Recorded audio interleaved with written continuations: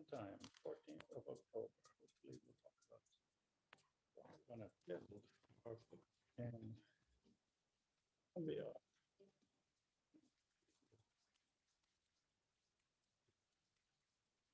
Yes.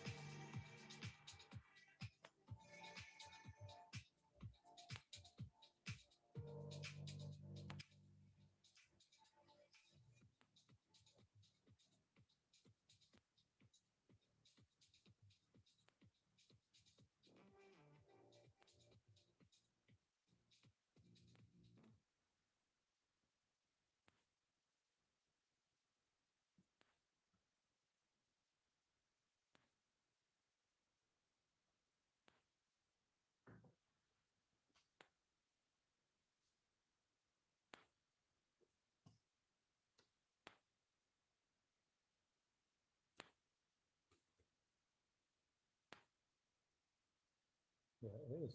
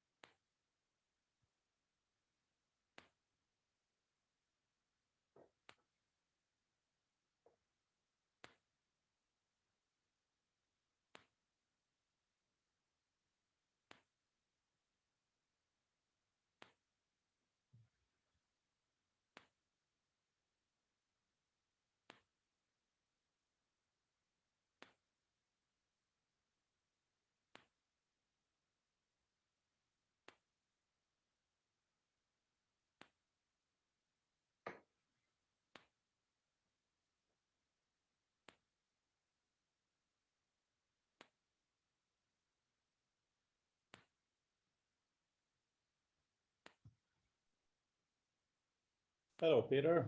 Good morning. Seems like it's just us so far.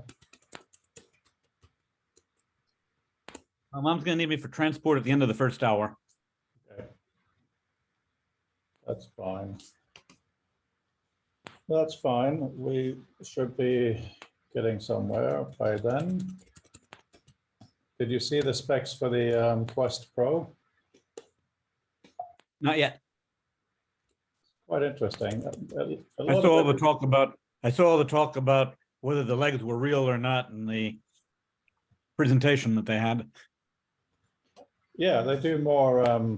They do more of that tracking. That's for sure. So that's an interesting thing. But they focused much more on the AR aspects. Of course, you have full color pass-through video. Unless you put in side blinkers, you actually get quite a lot of the room in the view as well. Just an interesting thing, I thought. So yeah, it's an interesting movement away from just higher resolution and whatnot, which of course they added a bit of. But... Well, they're probably thinking that the AR approach will reduce sim sickness for people. Yeah, but don't forget the sickness, the queasiness is only if you move. It's not if you move something. So that's why almost, well, everything that I've been working on is basically seated VR. You know, you can still stand up and walk around your physical room a bit, but the expectation is that you shouldn't at least have to use your joystick to move. Right, it's having your viewpoint moved in the world as opposed to you moving in the real world, right? Yes. Okay, got it. Yeah, I think that's what we learned. That was really quite shocking with the mural, how it just didn't make me queasy when I pinched and moved it. But, you know, even though I'm a VR person at the moment, doing the even basic games, you'll run even if you walk around for a while. There's a shooting game that's quite impressive visually and everything, but even after a while, it's just feel bad in the tums, you know. So it's kind of fascinating. So Mr. Anderson will probably not be here. He had to go pick up his phone. Apple managed to ship it to the wrong address. So he's a bit miffed at that, obviously. So we'll see where we go. I've talked to Fabienne a bit this week about some of the more implementational issues. So I think it'll be interesting. Well, I'll try to get that extended VR article done over the weekend. Yes, please. Because we do I need want to to get that to you before the month's over. Yeah, it'd be good to have as much as possible of the real stuff, because in 8 weeks from today, we are launching. I got to make that email ready, actually. Boom, boom, boom. Future text all. Just drafting the email, future text.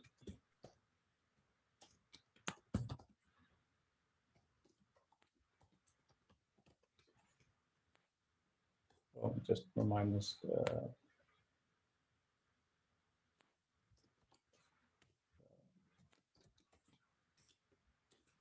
So I'm having pretty good luck on my grammar development testbed app. Once that's done, I'll share it with everybody in the group.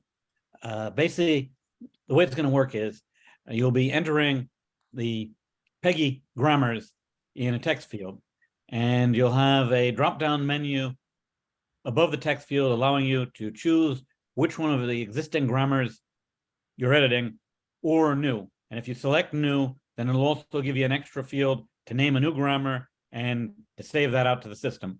So it'll be able to juggle multiple grammars. Then I'm going to have a testing tab. And what gave me this idea was a project called Ohm, and that's a JavaScript-based parsing library. It's a little bit different than PEGI. Currently, it doesn't have semantic predicate, so it's not usable for the kinds of projects that I would want to be using it in. But they have an editor online that has a beautiful user interface where you can have multiple tests. So I'm going to replicate that. And the basic idea is that while you're working on your grammar, you have a bunch of sample things that you want to run against the grammar. And for each of the examples, you basically would enter in what the example is and what the result of the grammar working on the sample should be. And it'll either give you a little thumbs up or a thumbs down as to whether or not that expression matched the grammar. And there's some things you'll want to not match, some things you'll want to match. So on my setup, you'll be able to indicate what you want the expected response from the grammar to be, along with the test expression and the grammar selection. So you'll be able to simultaneously have a bunch of tests for individual productions and make sure that you don't accidentally break something while you're editing the grammar, which does tend to happen sometimes. Yeah. So this way you can have 10 or 12 examples sitting on one half of the screen while you're editing the main grammar on the other half, and you can keep yourself from getting into trouble that way. Right. Then the other thing I want to add is syntax highlighting, and I found a piece in CSS Tricks explaining how to do it. And basically the approach is text fields on a web page don't have any styling on them. They're just basically plain straight raw text entry. So if you want to be styling it on the fly, what you have to do is make the text that you're editing invisible and make the background of the field that you're editing it on also invisible, and then layer that vertically on top of a hunk of HTML representing the exact same text, and then basically make sure that they're lined up. And the only thing that stays visible in the editor field is the actual cursor where you're editing at. So that'll be overlaid on top of the parsed and colorized version of the same text. And as long as the font's the same and all of the metrics for line height and line width and font size and all are identical across the two fields, it'll line up perfectly, and it will look like as you're typing in, everything is being colorized on the fly. I'm not sure if that's how the professional web-based highlighting editors do it or not, but at least the trick is working for me. So I'll integrate that into the feature too. So I'm going to call the thing pegboard, since it'll be a test bed for peg grammars. And also when we're doing it, I'm using the new Tauri integration on Imba. And Tauri is an alternative to Electron that produces much smaller files. And basically it'll use the native WebKit on the Mac to render the views, so it doesn't have to do a copy of the web browser embedded inside of the app like Electron does. So the files are faster and smaller. So that's what's happening on the R&D side. Then once all of that's working, I'll start thinking about bringing A-Frame in to start seeing if I can be driving some 3D visualizations with a command line interface.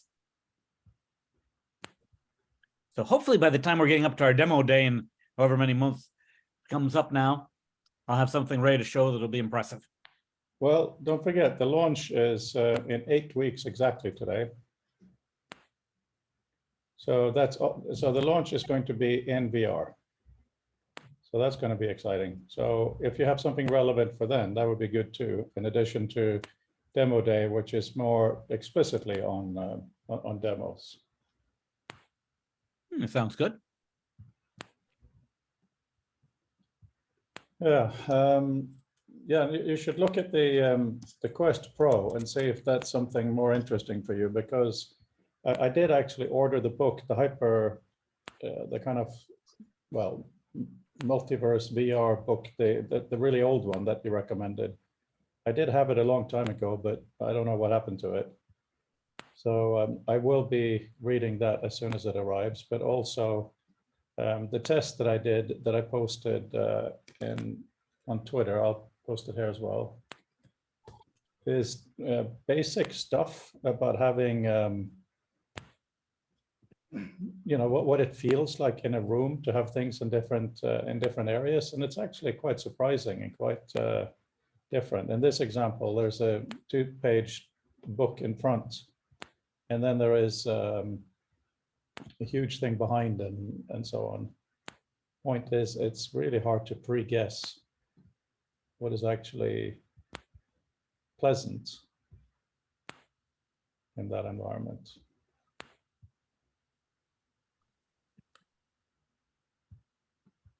If you know what I mean. Okay, loading the hubs page. Loading scene, entering room. Ah, I see it now.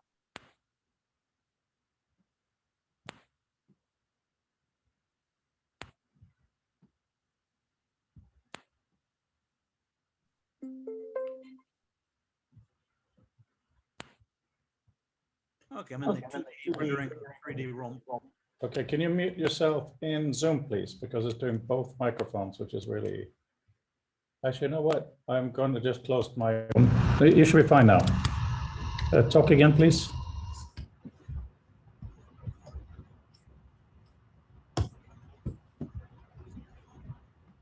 Okay, can you hear me?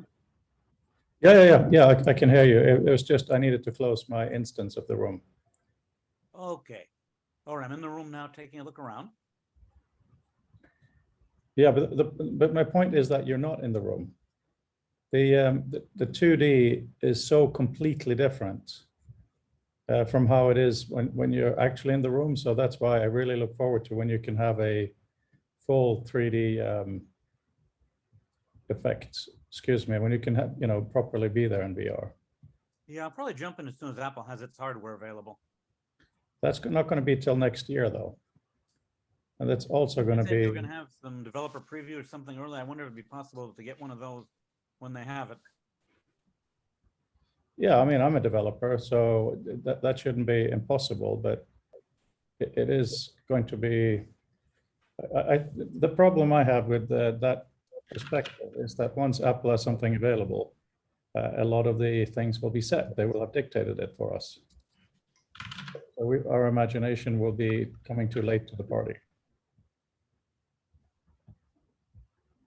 That's my concern.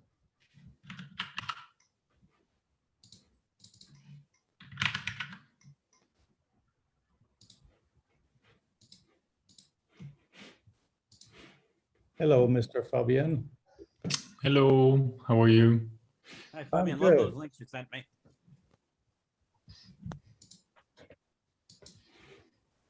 Yeah, so Mark will not be here today. He's he may arrive later, but he's got issues with Apple. They delivered his phone to the wrong address. So yeah, that's just super annoying. But have you had a chance to go into my special rooms, Fabian? Sounds a bit strange when you say it like this, but it's on record and we have a context, so that's fine, I guess. But no, anyway, I just saw the screenshot, but I did not go to your special room. So you are not that French, in other words. You entirely understood. That's cool. I did add it to futureoftextlab.info / the whole VR thing, if you want to try it real quick. The point of it is feeling sizes. It was really, really hard for me to make this room because of the fiddly nature of hubs. Spoke, I mean, but that's okay. That's what this stuff is. But the reason I'm saying it for the record is not, oh, poor me, oh, or crap environment. Obviously, that's what this stuff is right now. It is very How does fiddly. authoring the room for hubs work? How do you actually do it? What's that? How did authoring the room for hubs actually work? Oh, I can show you. I'll do a screen share while Fabian goes in because it's actually really simple, but there's a few things that just bother me a lot. So that's probably just me. So here it is. So this is called Spoke. So I can move around. I can easily pinch in and out, and I can easily zoom around like this. The problem is I can't just go along an axis. You have to have a special 20-button mouse to do that. I have it, and I just hate it. You should be able to do like in a game, just this. So the way that I made this room, I added this table, which here looks ridiculously small. But that's because the avatar who represents, you got to have an avatar, Peter, in here because it represents the spawn point. So this is a spawn point for a standing person, but since we spawn in generally sitting, that table is actually correct. It actually fits my table perfectly. So it'll probably be roughly for your table. So what I did, these are just images that I dragged from the desktop, believe it or not. So the idea is to look at what size do we really want to have a document to read from it. And this one is actually too big, I think. So then the question becomes, do we want to have, instead of 2 pages, do we want to have 4 pages? These are things we need to experiment with. And additionally, this massive thing behind is probably more useful once you get up. And then I took the idea we talked about having all the pictures. I only took 4 from our own collection because they might be in the book as well, right? So the idea of having them scrolling here, and then you can pull one out and put it huge, which of course is more useful for a mural, but this is what I had. And then the idea on the other side here is the table of contents. And as you can see, it goes through the floor. That's just to indicate that you can use gestures to move up and down. But because it's transparent, it is quite hard to read.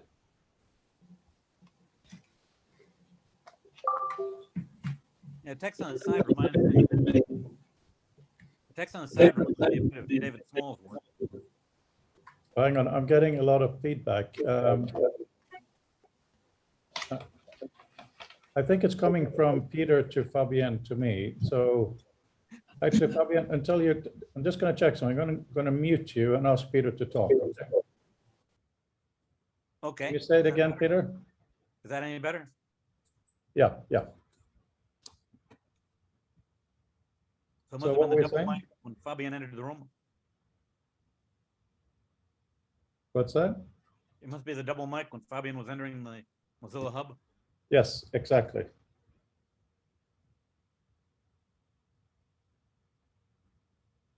Exactly. So yeah, but what were we saying?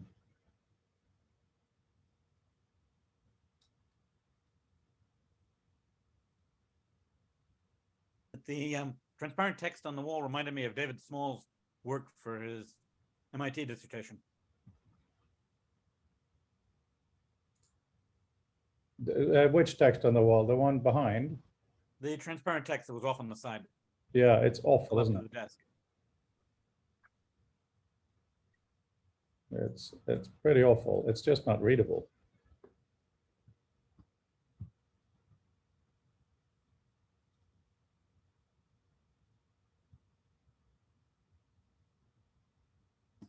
It looks pretty good in the browser. Yeah, that's the problem. The browser lies.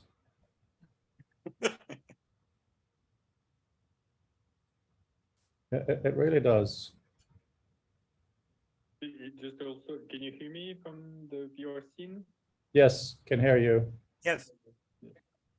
So yeah, the browser in desktop is not the same as the browser in the headset, and especially when you're in 3D while moving, because that's the huge difference.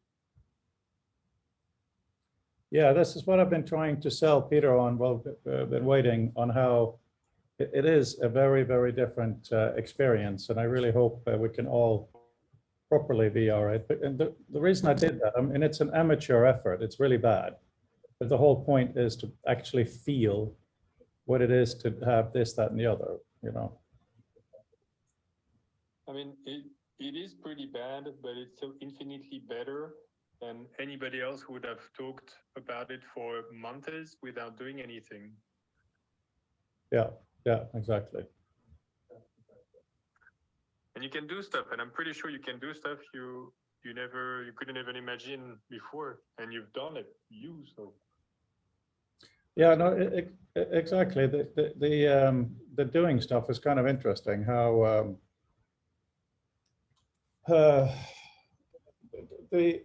the problem I have had, I wanted to have a 1 meter by 0.6 meter tabletop to work on. That's been what I've wanted for so long. And I've kind of just given up on that because of these things. But you know, what actually goes here? What is useful? So clearly, one of the nice things is to have a normal sized laptop, lift it a bit off so you have a beautiful reading space, like you're reading a book, but it's at an angle so you don't have to hold it. That's semi-obvious. But to feel that in VR is different. And then the question of this whole idea of having a library, because Peter, Fabian and I talked a bit this week, and you've been going on and on about a library.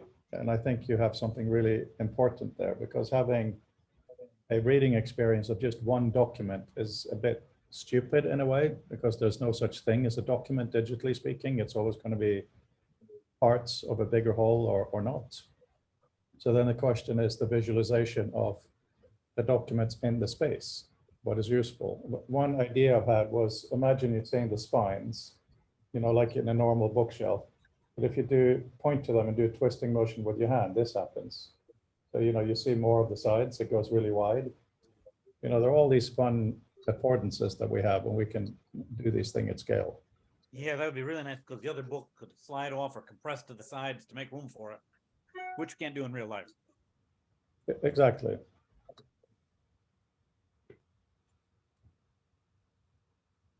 Exactly. Little detail, but in the room now, you have a new artifact, which is when I took a selfie, I guess, with Peter. And we can get that selfie out of VR and put it, let's say, in a PDF or wherever we want. where I just do something basic, which is highlight Ted Nelson and somebody else, forgot. But it's some way to make people see that the room you've built is not just a room, it's like a place where people actually meet and do stuff in your special room, including like circling text. I think it's an interesting artifact to try to get out of it. Yeah, I mean, obviously I want interactions in this room, absolutely. You know, it would be really interesting, of course, if it was possible to take, for instance, Brandel's map view from an author document and stick that on the wall in the background there. Well, one thing I've been thinking about is the idea of having a visual representation of a multi-item clipboard. And now imagine that your VR avatar was holding a wand. And as you touched items in the wand, that would be the equivalent of pushing their IDs onto a data stack. So the wand would now contain all the items that you just touched in sort of reverse order. So then if you touched another object that needed input, it could take items off of the stack. So basically you're holding the stack in your hand as a wand, and then you could go around and move data between different artifacts in the 3D world by tapping them with the wand. Yes, I'm holding up this wand, of course, to say we do have a wand, and I agree with you very much. I also like the idea of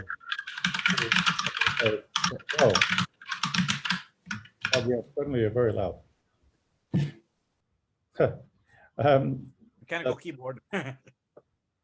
Yes. So yeah, what I meant was the new controllers for the Pro, which are also, oh yeah, you have your split one, that also works with Quest 2. They have a lot of sensitivities, so we can start doing the kind of things you're talking about. But I think the main attempt that we're looking at now, oh yeah, okay, I see what you're doing, Fabien, by highlighting like that. Yes, that's really cool. Is to look at the reading side of things in order to have something ready for the night.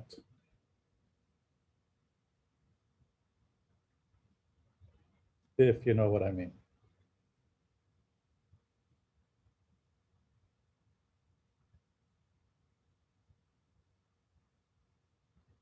So, yeah. What do you, okay, so I've put my hat into the ring with this, and Fabien, you had a written piece to share, right?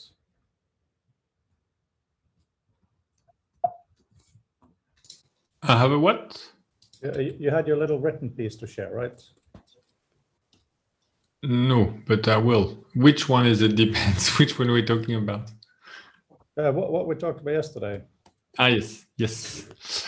I even have a PDF out of it, and including the idea of using, let's say, a web interface to add some metadata to it, like Visual Meta, for example. So I will share my screen. I will I'll share my screen for something else I was doing, and then you'll let me know if that's a good idea or not. Please let me know when you see the screen.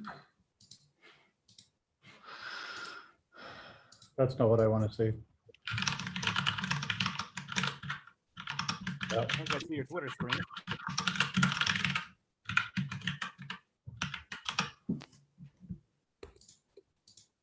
Does that make sense? Do you prefer not to share this yet? What's your perspective on it?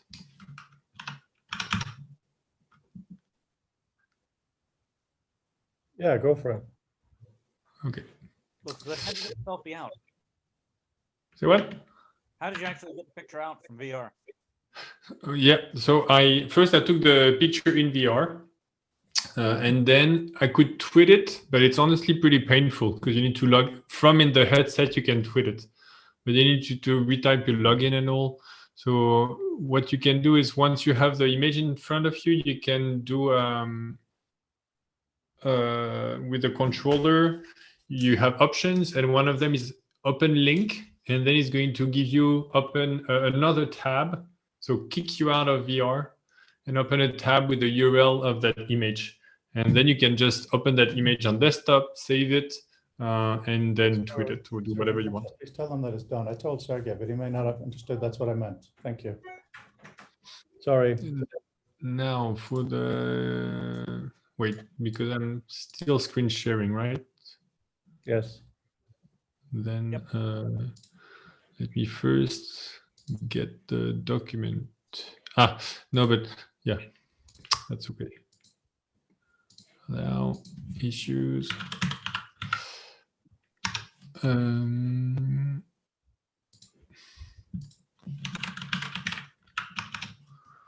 So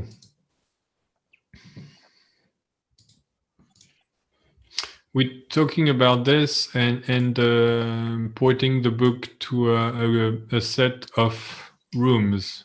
Is that correct? I wouldn't say rooms, but we are. Yeah, that's one of the languages we've used. Yes, absolutely.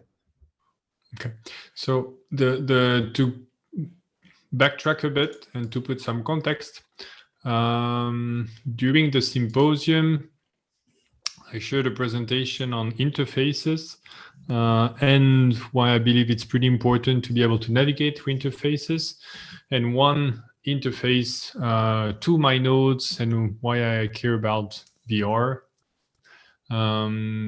with this example of environment, which does include text and code. But the thing is, this is mine, and I wish others, like you, Frode, and Peter, and others, would be able to play with it. But I don't want you to play with my notes and my environment. So I want you to have yours. What I can do, of course, is make a server and host it for you. And I think that's already helpful in terms of discovery and playing with it and all that. I also did during the presentation an option where people could, using their phone, type a bit of text and then share it within my environment. But the logical next step, let's say, is to let people host it themselves. So it's already open source, so meaning people can do that. But ideally, it's open source, self-hostable, and yet still federated. So meaning social. And that's the federation aspect that I need to clarify. And one example, like a very practical way, instead of saying, oh, I need to clarify it, is to say, okay, but who is going to use it and in what context? And here, one example of use case that I'm highlighting here is consider the Future of Tech Symposium book. So the artifact as a trace of what happened during the event, not as a book, but rather a set of, or a graph, because they'll be linked, of spaces or room. So something like this. I'll put it on the, no, I'll put it on the side. So a place like this for each of the chapter that represents some of the work that people shared during the event. And once that's done, ideally they would be managed or hosted now then in the sense of welcoming people in that space by the author of the piece. But still be able, when you go from either room to room or space to space, to be able to carry on some of those notes you took or some of the history of exchange. Let's say, oh, I was in Peter's room and then I explored this specific aspects of not notebooks and live coding, but literal, I forgot the name you use, literary programming. Can I comment a little bit? Yes, sure. So for Peter's benefit, Fabian and I had a little bit of a chat this week, and one of the things we found was, even though we're talking about text, the dialogue is between people. Mm-hmm. And that can be through live speech, live text, cited text, all kinds of different things. So the notion of having a room per article makes kind of sense from that perspective. Sorry, talking about, you're going to close the door here to this room.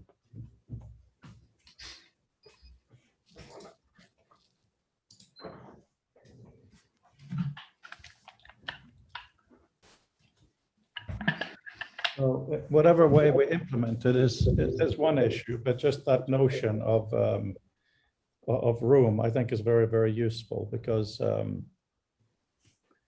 I'm trying to do a custom environment for the book. And it's not one book, it's 3 series of books. And also, we have very different content in this one. We have some transcribed from the symposium and the monthlies. We have some articles that were submitted, and we have some of the stuff, which is basically what Mark and I found in chats. That's interesting, what people have talked about. These are very, very different things. And also, people will be interested in different topics, of course, or they want to follow a specific author. So that's why the notion of how we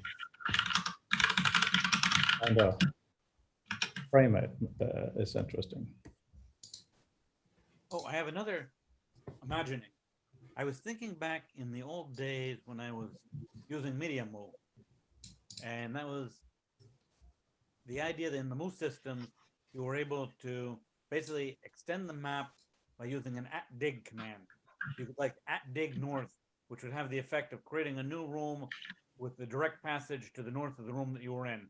And you could @dig west and move around like that. Now, I wonder if we could do something like that in VR, where your initial space might be a 10 meter by 10 meter cube, and you could face one of the walls, and you could issue an @dig command, and that would effectively push that wall back another 10 meters, adding a new 10-meter cube, and you could go in any direction you wanted to slowly be building with unit blocks out to extend the space. Are there any systems, would it be possible to do that so that the room that the actual dimensions of the room that you're in would be changing by planning a wall back by an extra 10 meters as you're trying to develop the area that Yes. from the inside? Yeah, all of these things can be done to change things dynamically if we put in the resources. But Peter, is there someone you can borrow a headset from or something or use? Because Are you getting frustrated to hear him talk about it without actually having tried it first? yeah, I find it really frustrating, especially Peter, because I'm not saying this just to be nice, but you are very intelligent and you have really studied aspects of this, which I haven't. But when you are talking about it like this, it's like talking about going for a walk and you've never left the house. And I'm not being arrogant by saying it. A year ago, I was in the same boat. I thought I knew, but then when the headset comes on, it looks and feels very, very different. It's really bizarre because you're working with an infinite space by default. That's one.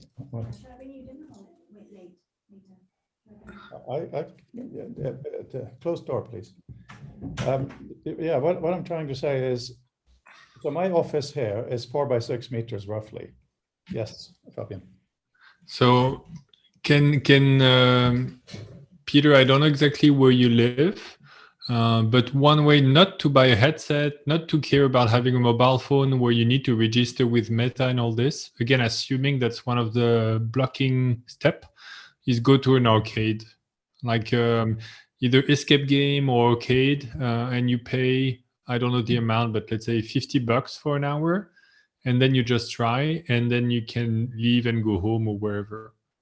So that might be a much more, and there is like somebody dedicated to help you.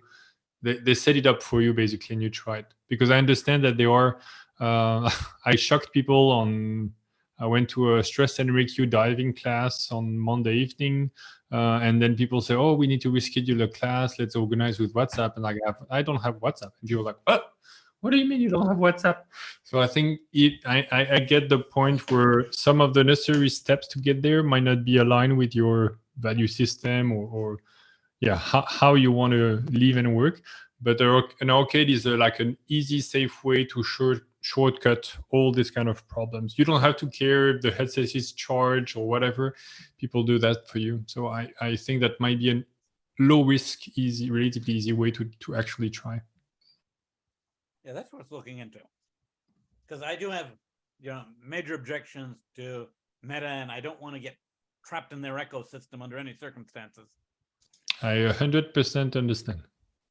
Well, Anything on the open web, if there was like Linux-based hardware or something I could get. There is some, but it's it's relatively expensive, and it's not like fully built yet. It's still sadly even though I use Linux everywhere, I cannot recommend this yet. What do you mean by trapped in their ecosystem? That's an interesting perspective.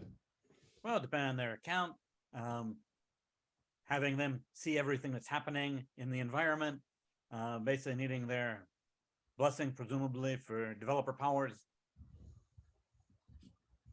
But, So okay.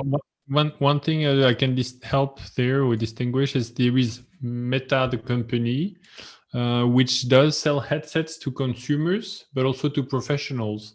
And the term of services and the contractually binding documents and processes behind them are very different. Because if you're, let's say, the Department of Energy or anything serious enough, you definitely don't want Meta to listen to you.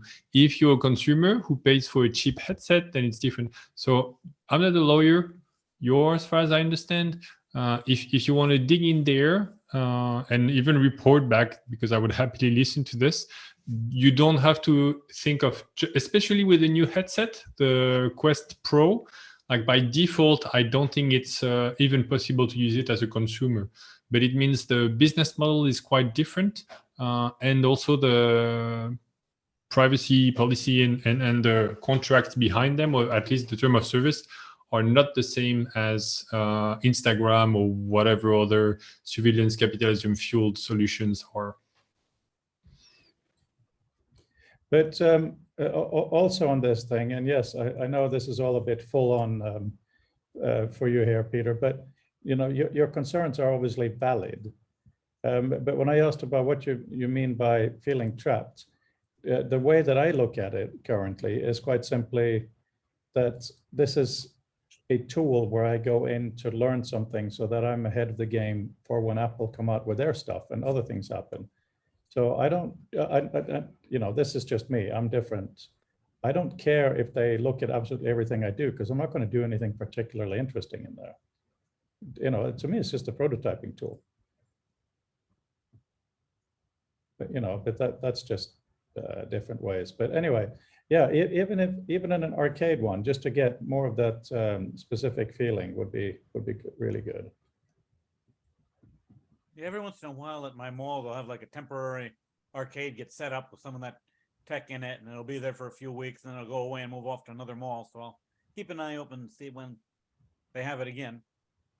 But is the reason you're waiting for Apple that you think Apple's will be better, or do you think, Well, I think because Apple of their is- privacy? Well, I think one, I prefer Apple's stance on how they handle privacy. I'm already deeply locked into the Apple ecosystem anyway, so it's not like it wouldn't be integrating with my other tools. I'm pretty confident that anything Apple has, if it's in VR, you'll be able to easily move it out of VR onto your Mac desktop and vice versa. So it won't be that convoluted. And Well, that's also, the I think problem. that- Sorry, what? Yeah, also, I think the odds of Apple having a high enough resolution so that my existing propensity for sim sickness would be greatly reduced relative to I don't, okay. existing generation Okay. hardware. Peter, this is when I'm lovingly getting annoyed, okay? Because resolution has got absolutely nothing to do with it, right? The sim sickness is, hi Brandel, sim sickness comes from you moving and your body isn't physically moving, and there's a queasiness thing. But also remember, you know, when we go through this, most of the VR we are looking at now in this group is basically sitting down. You're not going to get sick sitting down because the room you're in is rock solid. So even if Apple's headset is much better resolution, if you start moving with a joystick, you'll probably feel sick then as well. So Brandel, we're just talking about the book in VR and all of that, 8 weeks away from it today. And Peter had, you know, lots of really good perspectives, but we're doing the traditional knocking him over the head saying you need to feel it in the headset. It's quite different. Yeah, Peter, I would reiterate, when was the last time you were in a headset, and what was it that you saw? Google Cardboard as my headset. And what is it you were looking at? The Google Cardboard demos. I was in like a hangar and there was a space shuttle. Yeah. And you say, and you, so one essential component of that is that Google Cardboard 2, it's very resolution limited because it was only the vertical resolution of whatever your phone is horizontally. And 2, it was only 3 degrees of freedom, which means that it has orientation tracking, but not positional tracking. One of the things that the industry quickly discovered was that outside of exceptionally niche cases, 3 degrees of freedom tracking is not worth it because it introduces such an acute uncanny valley between your orientation actions and your translational actions, and so it's much more it's much more prone to simulator sickness. So if you use even at this point a basic 6 degrees of freedom headset featuring positionally tracked things that you're observing a relatively stable scene, I can guarantee you that you will not feel the same kind of simulator sickness. Even Vint Cerf commented on it, didn't he, Fabian? Just the comparative stability, because it's been just that long since he mustn't have tried a Daydream, I'm guessing, which was Google's last official attempt to make a 6 degree of freedom headset, and yeah, like that was fine. But Quest and Quest 2 are even better. So I totally understand the perspective. I think it would be worthwhile trying for a few minutes in anything more modern you can get your hands on, in order, as long as you don't play Half-Life Alyx.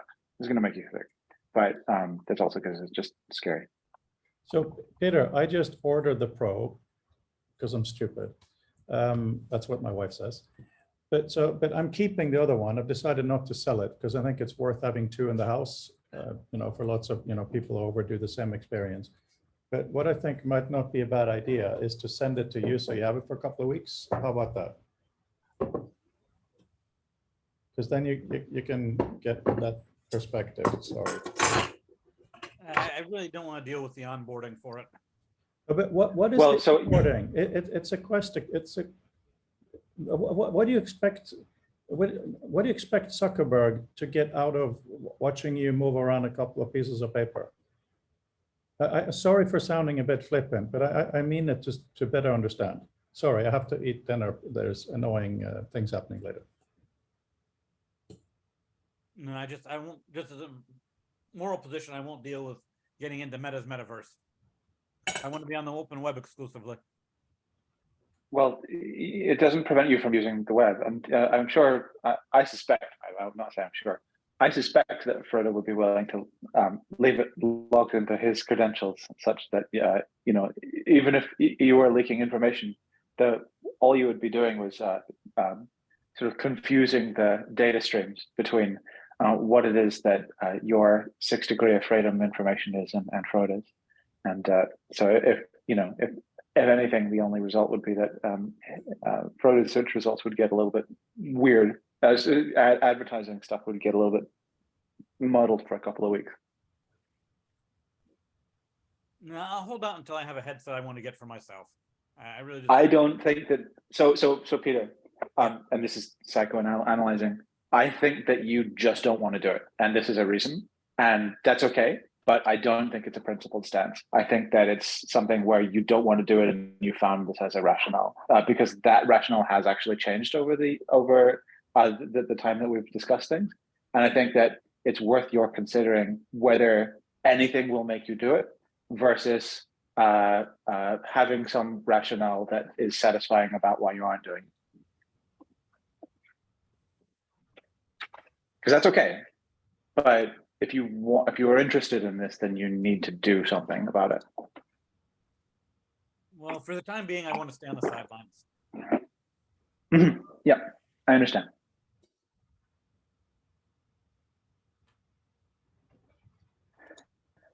So yeah, did everybody watch Carmack Unscripted as well? Some of it. One of the things that was really interesting about it is his belief that, for example, fixed foveation is not a savior of resolution in the context of virtual reality. It means that while they do have eye tracking on the Quest Pro, the claim is that it'll be sort of at some level off by default. and two, that they won't be able to do any kind of rendering resolution modulation that would give them any significant benefits. So yeah, it's going to be interesting. One thing that I hadn't realized until I started looking into the actual scientific research on eye tracking is that when you're doing eye tracking, when your cameras are that close, what you actually are seeing is a pretty detailed picture of the macula and the retina, which on a responsible device. And I think that even Quest in this regard is going to be a responsible device. Will not be sending that data, so it's not accessible even outside of the image processor as the image data. So that any information about macular degeneration or using that as a fingerprint would be unavailable. But it's phenomenal as a platform. So at some level, I hope actually that people are able to hack the Quest Pro and get access to all of that data in a way that means that it can be used as a full-fledged scientific instrument to be able to kind of measure all of the biometric data in the form that it exists, because it's phenomenal. What kind of information can be inferred from that, as well as the sort of higher order stuff. The controllers will be interesting insofar as they have a drawing capability, and I hadn't considered that, but it's really exciting to think about what would happen as a consequence of having more robust tracking like that. It also means that as a platform, it would be possible to obtain more trackers and use them for more high fidelity things. So it means that if that is the tracking style, then you can do a lot more arbitrary tracking of objects with trackers like that. So you could put them on objects, you could put them on other limbs, you could put them behind you for stability. So you could put it on your butt. Yeah, so that's really, really cool because it means that you can start to create a much more legible space. I personally can't wait to see what their pass-through VR, pass-through AR, web AR is, and the surface detection. So my guess, Fabian and Frode actually, is that you may end up getting to see one sooner before me. So I look forward to results there, because I think that's exceptionally important. You're muted. Mine's being delivered on the 26th. I caught. I don't know if anybody could get much sooner than that. I caught Emily literally in the bath, so I had to spend a lot of money. And anyway, here we are. A couple of things, Brandel. Number one, I just put in the chat again a link to what is also available on our website. This is something that I built today. It's really, really simple. But the reason I built it is I wanted to feel, first of all, the desktop. It actually fits my desk. So obviously it'll vary depending on our desks. But that's one of those pass-through things Fabian and I have been talking about this week. Will we be able to build a thing and say this should be on the user's physical desk? So if the API via the web allows the user to specify the desktop surface, that's obviously useful. And then also, what is a comfortable reading just a document when you're sitting down? That's going to require a bit of more research.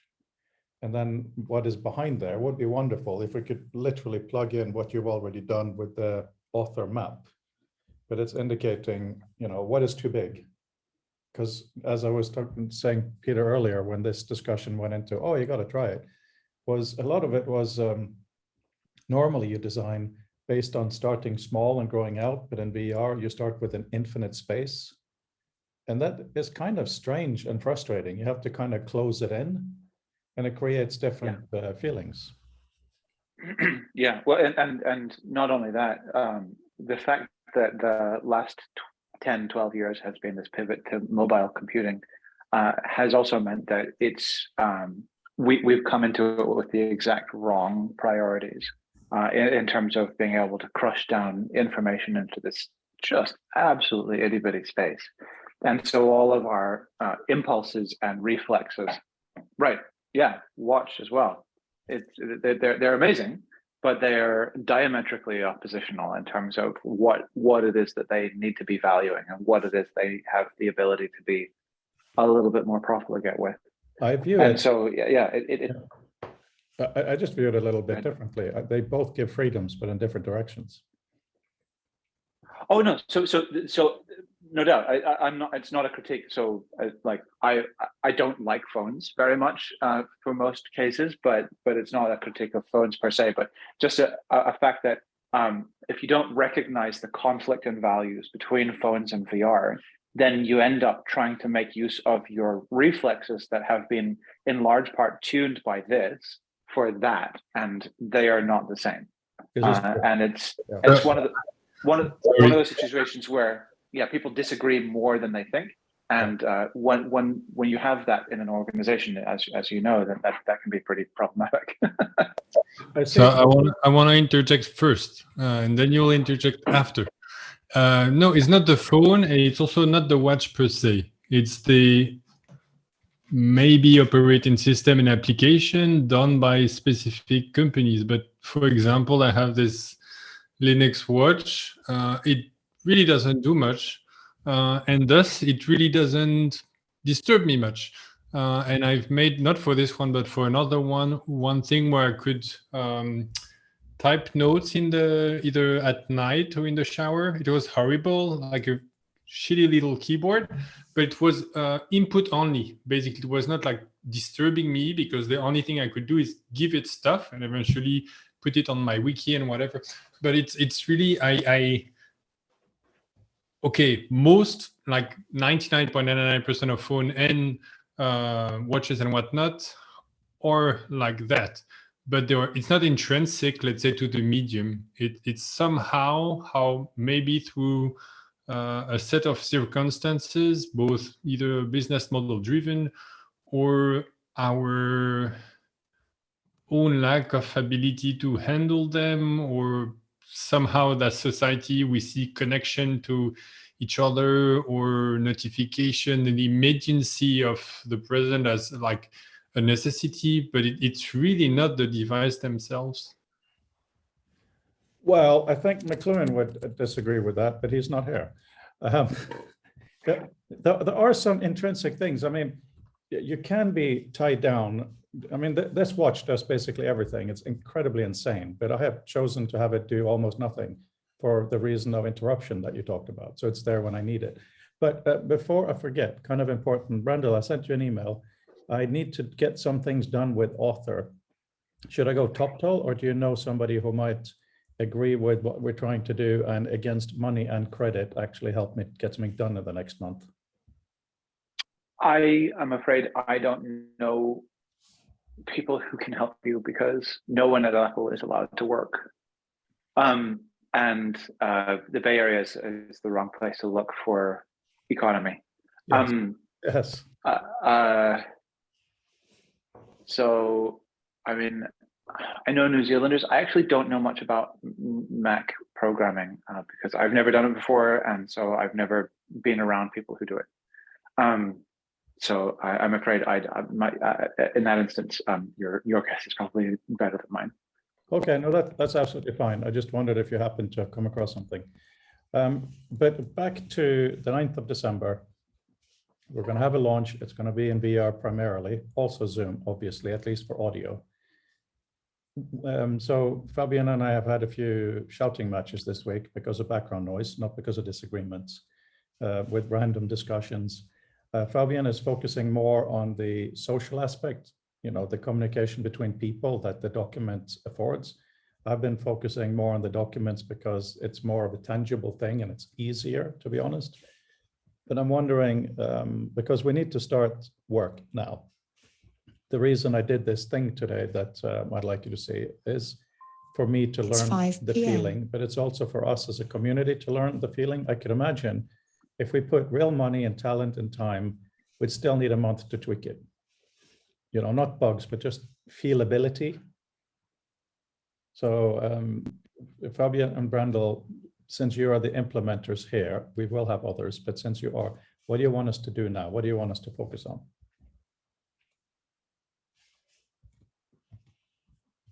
I don't. I since I got back, I've been sort of trying to throw myself into work and understand what's relevant in front of me. So I've been actually a little bit out of it since I actually got back from the UK. I'm going to look at, I'm going to put some time on my calendar to look at the actual text of the book in order to think about what's kind of usable from it. I mentioned that I think I maybe only mentioned in chat, but on the Monday session, I said I was going to play with what do prototypes prototype, and I've done that, and I'm pretty excited by it actually. So even though it is for work, I might share my screen. What happened to my? Oh, right, HDMI connection came out. So I'd love to share that, and the reason why I would do that is because I believe it's relevant for the idea of what we're sort of talking about.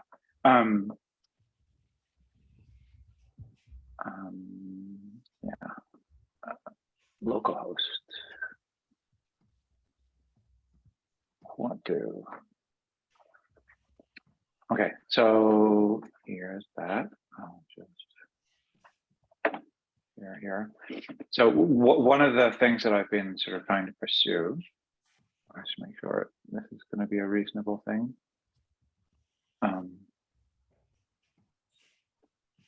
Finder. I have too many windows open. Here, I guess. What am I sharing? No. Oh, there. Okay, sorry. So this is a paper called "What a Prototype's Prototype." It was published by Apple in 1997. And one of the things that I've been thinking about is in a document, one of the benefits. Oh, my screen sharing is paused. Stop share. Yeah, we can't see anything yet. Yeah, share. Oh, resume share. I see.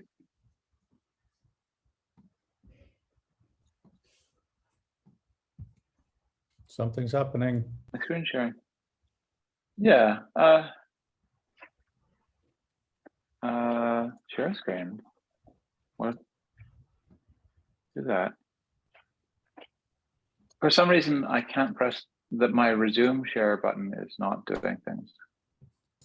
Well, I'll fill up the gap while you take your time to set up properly and rebuke the McLuhan argument about it before.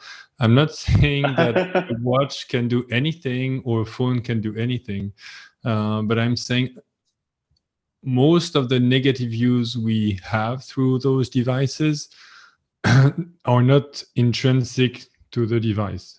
We don't need to have any notification in a phone. We could use a phone for solely phone calls.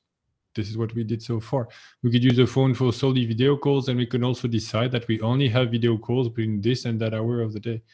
So we don't need TikTok. I'm not saying TikTok is not an interesting usage of the device, but again, it's not intrinsic to the device. But yes, the device also shapes how we're going to use it. Intrinsic to the device. Okay.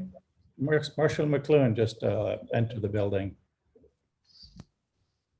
Well, also, I think, I can't remember where McLuhan draws the line between technology and medium, whether a medium ends up being sort of commercially dictated by aspects of its sort of infrastructural deployment versus just being the underpinning technology. But I believe that he has some kind of distinction between television as a small box that displays sort of raster-driven fields and television as a medium that's sort of influenced by the commercial incentives of it, in which case, European broadcasting couldn't be understood to be a different medium at a fundamental level to American broadcasting.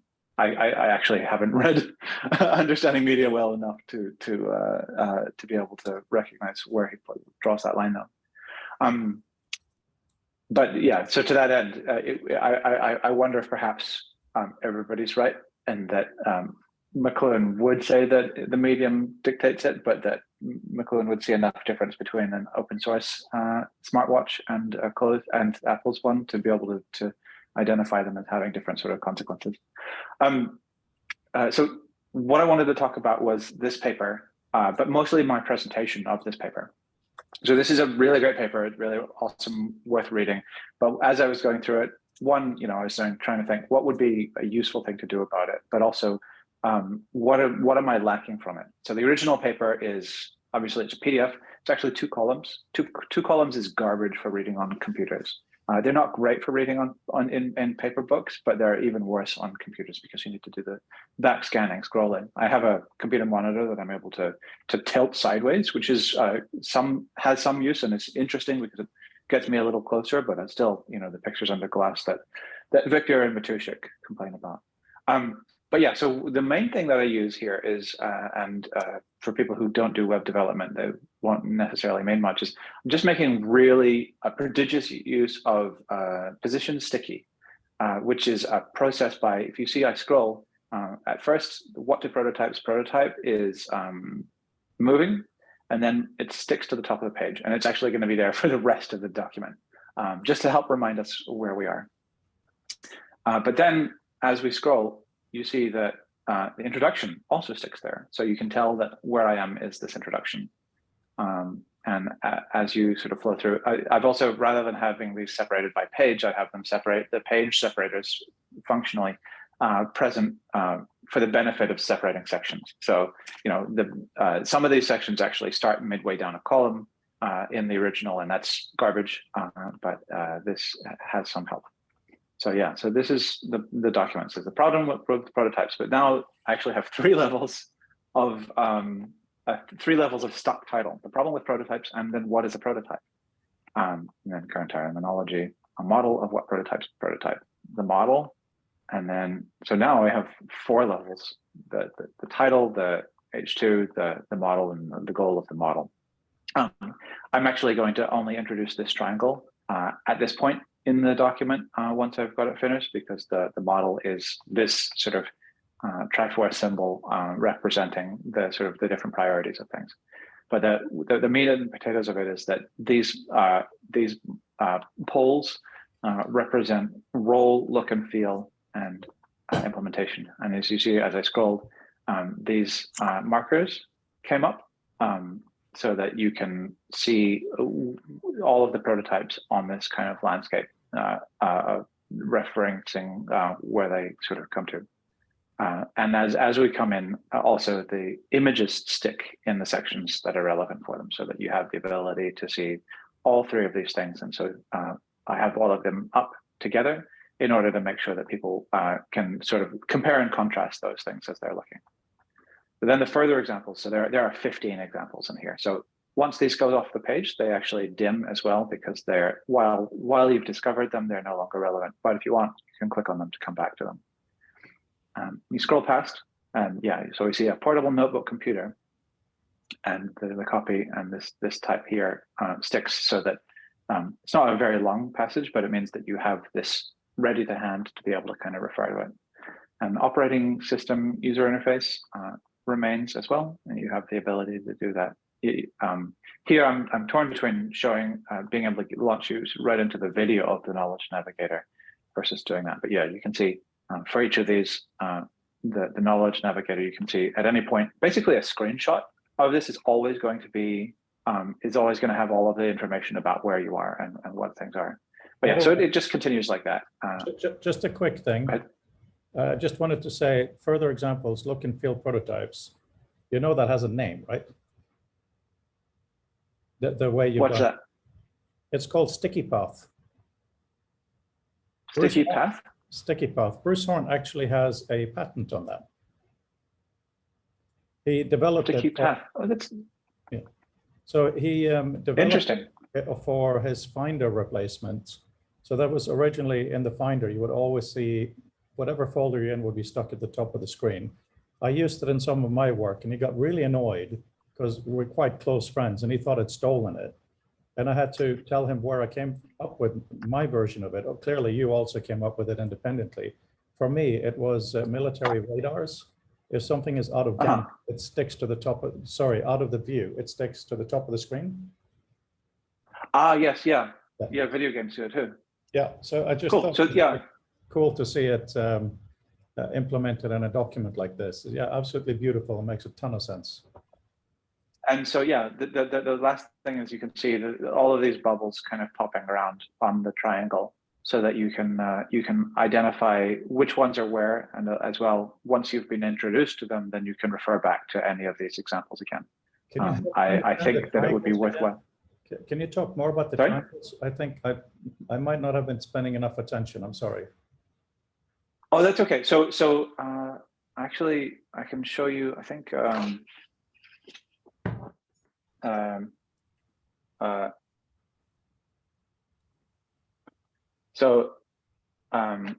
no. Maybe I'll drag this tab over. So the original paper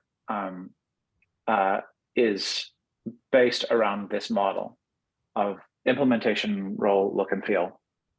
And so my intention is to replace these periodic sort of recurrence of this triangle with a single persistent representation of it. And so it may be necessary to add these labels so that people understand them, and also to be able to kind of have this figure descriptor underneath them as well. But it's a sort of a central motif to the paper that represents those things. And I say this not because, so I think that it's a useful grounding on what it is that prototyping is, but I also say it because I think it's important to do a relatively close reading of a document in order to be able to come up with meaningful contributions to what improving reading it should look like. And one of my explicit goals with this particular document was to have to be able to retain the context, and to be able to kind of see the objects that I should be thinking about as I'm reading any given piece of it at all times. And so, yeah, what I would intend to do with the book is to read a few bits and pieces of it. The thing is, this is a lot shorter. This is only 9,000 words. But yeah, and obviously my goal here is also to think about now that I have that, like what does space do? And I think that triangle is an obvious object, but whether it's relevant to have all of those different sections kind of separated and separable, so that you can compare those things as well. Those are sort of questions I want to be able to pursue. Yeah, so I'm curious from learning things like that. What are the sort of the most obvious yearnings that I have while reading aspects of the book, volume 3, to see what kinds of things it should do. But I really like Sticky Path. I'll have to talk to Bruce about it, because that's really interesting to hear about. Yeah, you guys should definitely meet up. Also, Bob Stein asked if it's okay to give your email address, because he'd like to meet up. Oh yes, absolutely. Yeah. Thank you. Yeah, will do. Very cool. Okay, so we're talking about several different interesting things here. One of them is the mechanism that you show. The other one is the fact that this is custom. I don't mind doing something custom for the future of text, but I'd like at least. Oh yes, see you later, Peter. You did. Yeah. You did mention earlier on. Yeah. Yeah. Bye, guys. See you on Monday. Thanks, Peter. Yeah. Yeah, Brando, I'm glad I postponed, because I had other things to do reading the actual PDF, because now I don't want to read the PDF anymore. But then can you please share a link, even if somehow hidden or whatever I can use? Yeah. I'm happy to. I've been primarily publishing it internally, but I really think that it's perfectly acceptable to be able to put that out into the public. So I will do that. Yeah, very, very cool. Right, so there is the thing of doing a custom paint job for this specific vehicle of ours, but it's also, it should be extensible. And when I say that, what I mean is I'm currently using Author for the main stuff, but that shouldn't limit us. Obviously, we should be able to do anything. And as long as what we do here can somehow make itself into some kind of an editor later, that's fine. And even if it cannot, I don't have any problem saying why not, because I hate the idea, really, I don't hate a lot of things in the world, but I hate the idea of information ghettos and CD-ROMs and websites that are all graphic-y, but you can't actually get the content. So if we do that to inspire people, we kind of got to justify ourselves.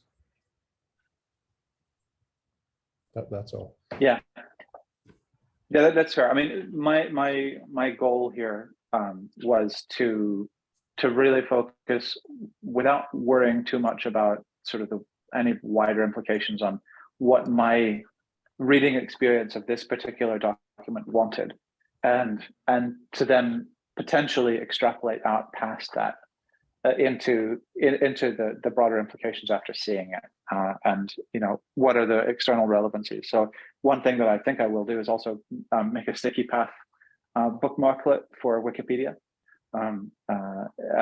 because I think that anything that has hierarchical headings would benefit from these kinds of things. I mean, Wiki1 does it to some extent because it's got that navigation, but I also think that having it on the in situ on those objects is a more sort of intrinsically digital thing to be able to do with information that it would benefit from. So yeah, I think I think that with an adequately formatted, and I suspect that Author will be good at it, adequately formatted document, that it would be pretty trivial to be able to add, if nothing else, sticky path. And then if we have sort of ordering and indexing, and the ability to spatialize the sort of the location of documents relative to each other, we would be able to create a number of sort of ordering objects that are able to kind of locate multiple documents on a coordinate space of some kind. So I think both of those things would be sort of reasonable additions with relatively low overhead. Yeah, so, okay, that's cool. In terms of making something real, I think we need to be quite practical, obviously. I know I'm saying obvious things there as well, but that is the table of contents clearly is one piece of information we can really make interactive. The table of contents in the book right now is quite massive. And if we try to do book number 2 and maybe even 1, it'll be even more massive. So that is obviously known to Author, known to Visual Meta, and we can make it known in other ways. I don't actually mind typing it manually, as I did do for the tests that you will see in this VR room. The stuff on the left is all manual. Anyway, point is, when somebody is reading, I still maintain that generally 13-inch, 16-inch, whatever laptop space is probably optimal. It's book size. It's perfect for just reading, going through the paragraphs.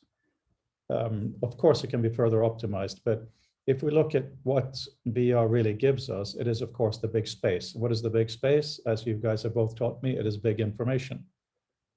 So the room that I made that's linked here, it has a reading thing, and then it has other things.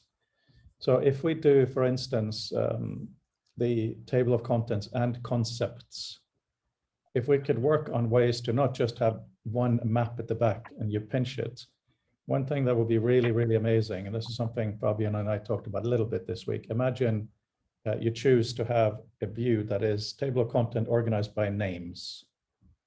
But once you touch someone's name, the articles they have contributed appear. Right, so every single thing in the environment, when you interact with it, gives you more. Let's say you don't find that interesting. You want to see by title. So everything changes. You touch a title, you see who wrote it.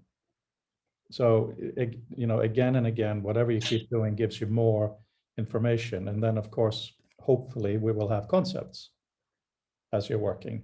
But and all of this is, I think, fun. But as Peter's talked a lot about libraries and stuff.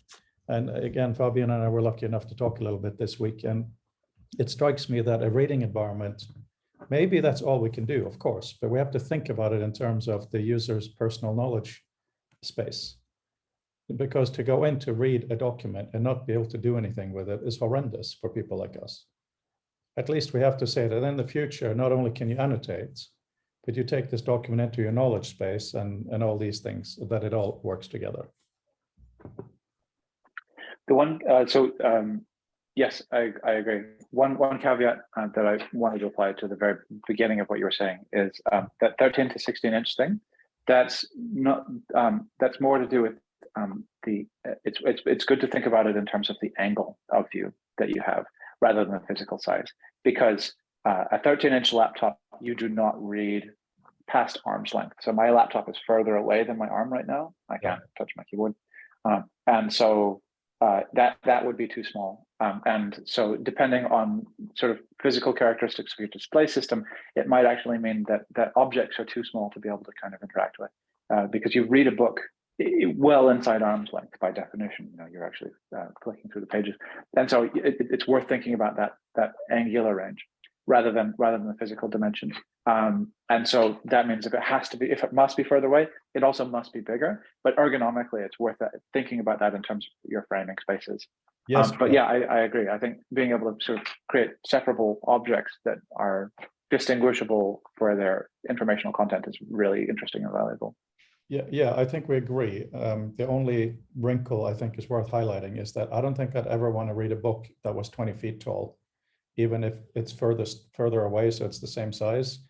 I think there's also, even though I wear glasses, there's something about focus and distance. So I think, laptop or closer I completely agree with that. That is where you read a book. And yes, that can be improved too, but at least, we have a really focused reading space. I mean, now that we have eye tracking and stuff, I could easily imagine, you're reading it at whatever preferred default setting you want. Everything else kind of not necessarily fades, but grays out a bit in the background. But then you look up and you have the information space. But what is on the wall will have to behave different from what is in front of you. Even though it's a fake effect, obviously. It is, and this is why it's so useful for me as being the newbie here, to actually be in the room and realize that the huge thing behind, oh my God, that's physiologically, it's something entirely different. It's not just bigger. Yeah, absolutely. And I've observed that as well, that something being sort of at a specific perceptual distance makes it more or less comfortable, even if the angular size remains invariant. And so some things feel too small and some things feel too big, just intrinsically for what kind of information they are. And that's a really interesting thing to play with. That's going to change or potentially even be exacerbated once we end up with varifocal displays. That's a while away, but it'll happen. And so yeah, it is a really important thing, is that information at this point, at least in our informational digital lives, feels like it has a scale, and when that's not congruent, then it feels wrong. Yeah. Exactly. So what do we do then? I have some time to spend on this, even though I've finished my corrections for PhD, which is weird. What can I do with this? I'm still waiting to see if I have the funds to actually hire someone to do a little bit of work, but there's got to be at least some donkey work that I can do. Well, like if you can do pencil sketching or drawing something up in Illustrator, I would encourage like an arrangement of objects. Or you said you were playing a little bit in Blender. Like I think arranging objects is really valuable. I find it's a lot easier for me to parse that than reading text about the description of arranging objects. So yeah. Yeah, I mean, go into the thing I made. I made it so you can see I made a thing. Oh, sorry, there's a big yellow hand. Yeah, Fabian. No, it's I was going to say, I imagine that Brandel, like me, doing prototyping, does literally everything he can, not to do any of the, let's say, grunt work or silly work, but I bet, Frode, you do the same. Like none of us want to do this, and I don't think we should. I don't think doing the silly work, I'm not saying literally as soon as doing something boring or like heavy lifting that is tedious, we should avoid it. But I don't want to be part of a group that were somehow coerced into doing not exciting work. So it will be very hard for me to try to give you, this boring task is something that we must get through in order to get something exciting, because that's not the way I try to think. It's none of those tasks that are going to bring me and others around me no value should be extracted out of the workflow, basically. So I will actually take the time to do this to try to find, okay, do we need, I don't know, some but no, I don't want to focus on, let's say, finding grunt work. It has to be finding value, and if some of the steps are missing and those steps I don't know how to do, I can't do, then I will make sure to highlight it, but not grunt work specifically. I can't do that.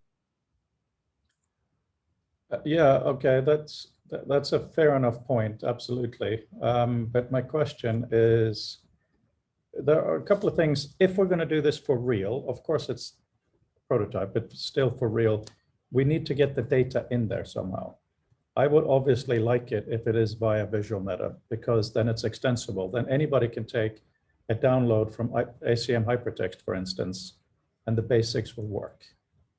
No, that's really, really important, because one of the things, you know, we're trying to do is fight silos. So then the question is, how do we develop the mechanism to take a PDF and have the last few pages scanned and turned into the data that is necessary to do the views? Or is that way beyond this and we just have to use the raw JSON?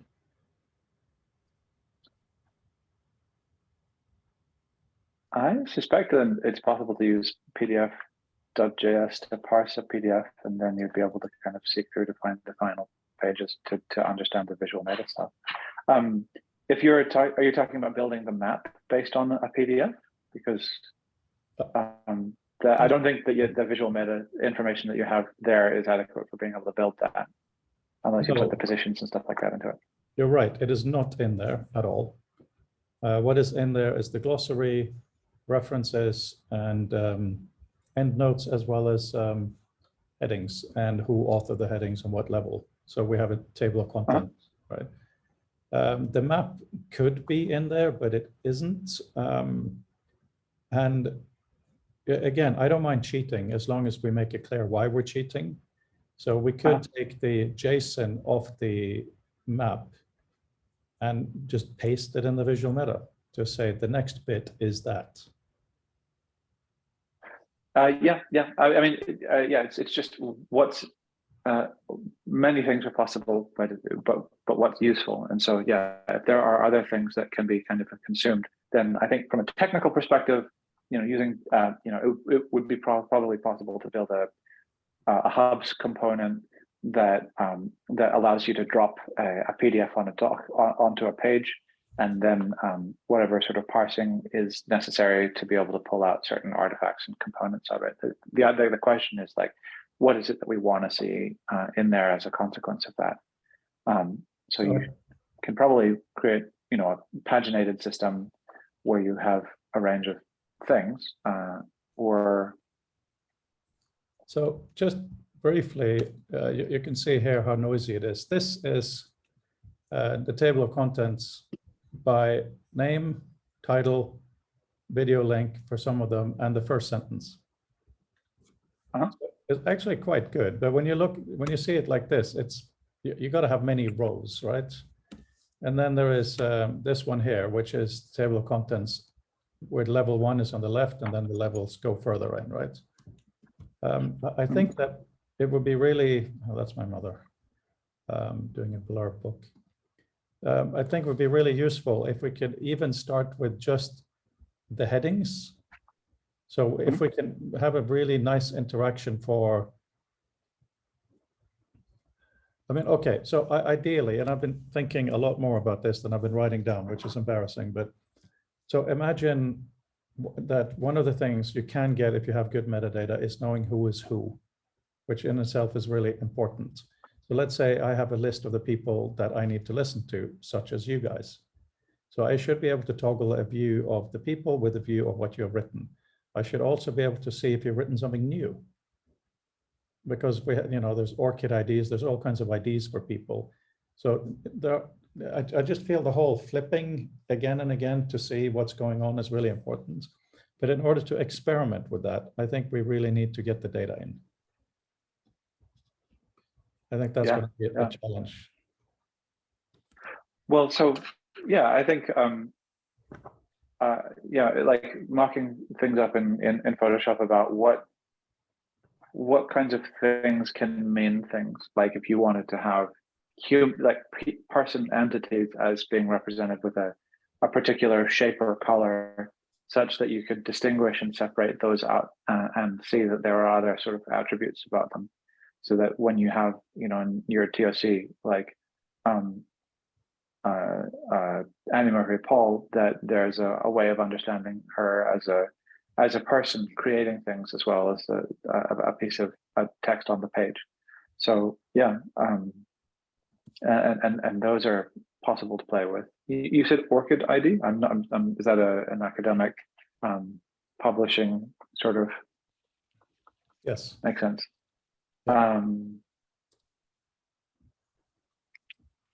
Yeah. Yeah, that's it. Yeah, so it's just okay. I mean, I'm happy to work on mocking up things like that from a perspective. Absolutely, that would be a really good use of time. No question. For my standpoint, to try to do the last thing we discussed about, so I think that was yesterday, which also for Brendel, for a bit of introduction or context, I was thinking of reusing the environment I showcased during the symposium and transform each as independent room for each of the chapter. So for example, my presentation would be a dedicated room. It would be, let's say, basic layout. If maybe we find some keywords that match other rooms, then there would be connection to the other rooms, like other chapters. One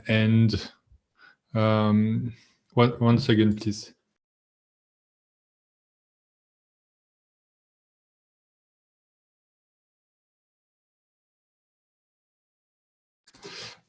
Sorry, I'll do this again. So yeah, one chapter per room.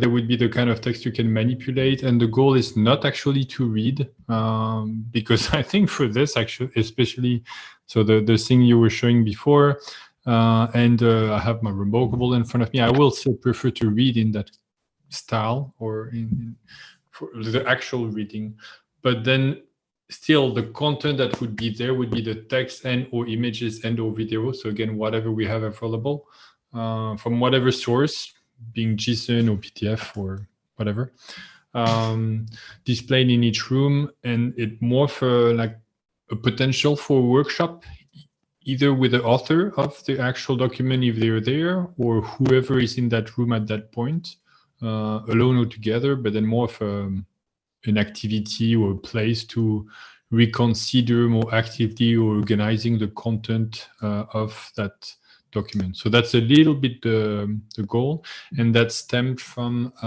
so a discussion with Frode about I don't want people to work in the environment I showcased during the symposium on my server, because I think if you're genuinely interested in playing with your data in VR, it should be your data, and I should not have access to it unless you want me to. But I don't also want you to host your version of the thing I propose on your server, and me, if I want to and if you want to, not being able to connect. So basically the federation aspect of it. And then when I showed me the list, like he did with all the different chapter and with the names of the author, that's like, well, it should be like a legitimate continuation of the symposium, not an inert document. So basically, yes, rooms with their document associated to it, whatever content that is, but not as a place to read, but rather as a place to spawn some kind of interaction either with each other and or the author of that document and the content itself. So that's a little bit the goal. I mean, not a little bit, that's the goal. And ideally federated, and ideally that each person who was the author of said document in that room literally hosted themselves and own it. In practice, I will host it myself just for the simplicity of it, but ideally federated. That's the objective. And for this, it means for me, ideally JSON rather than PDF, because it means extracting the data out of, or prying the data out of the PDF. It doesn't mean the PDF would not necessarily be interesting, and maybe the entirety of the PDF could be reduplicated at the end in either Visual Meta or JSON, but I'm not sure how many people would prefer to read the PDF in that format, because most of it would not be content they would be able to actually read. Just the first part of it they would. So in practice, JSON and maybe also like a web DAV or something online with all the document. Like if there are videos, I believe they should be part also of this book or whatever that thing or social set of virtual rooms would be. Awesome.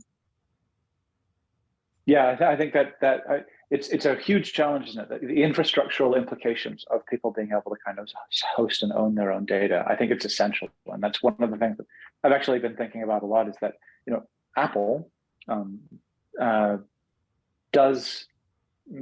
Apple makes hardware. It makes it mostly makes like phones and watches and whatever, but it also has the ability and has demonstrated the ability to deploy phenomenal infrastructure for things. So Private Relay is an amazing technology. I don't use it myself. I don't think it works with our internal systems, ironically.